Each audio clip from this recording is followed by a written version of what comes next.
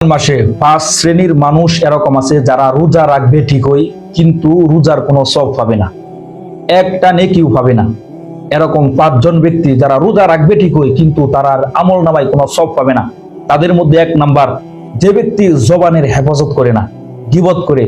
দেখবেন রমজান মাস আসলে মাগরিব ইফতারি খেয়ে দোকানপাটে বসে অমুকের এই সমস্যা, অমুকে এই সমস্যা, অমুকের ছেলের এই সমস্যা, অমুকের মেয়ের এই সমস্যা।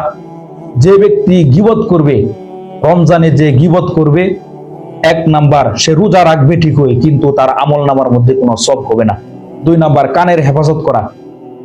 অনেক মানুষ দেখবেন কানের হেফাজত করে না, সারাদিন রোজা রাখে ঠিকই, কিন্তু কানের মধ্যে হেডফোন দিয়ে গান শুনে, সারা রাত্র গান শুনে মনে করে যে সেহরিকে ঘুম যাব। রোজা রাখে ঠিকই, কোরআন তেলাওয়াত শুনে না, সারাদিন গান শুনে বিভিন্ন খারাপ কাজের মধ্যে লিপ্ত থাকে। আল্লাহ বলেন তারা রোজা রাখবে ঠিকই, কিন্তু রোজার কোনো সওয়াব পাবে না। 3 নাম্বার, যারা চোখ দিয়ে অশ্লীল ভিডিও দেখে। আপনি দেখবেন রমজান মাসে অনেক মানুষ রোজা রাখে, সারাদিন মোবাইল দেখতেছে, সারাদিন মোবাইল দেখতেছে, গান দেখতেছে, টিভি দেখতেছে, সিনেমা দেখতেছে, অশ্লীল ভিডিও দেখতেছে।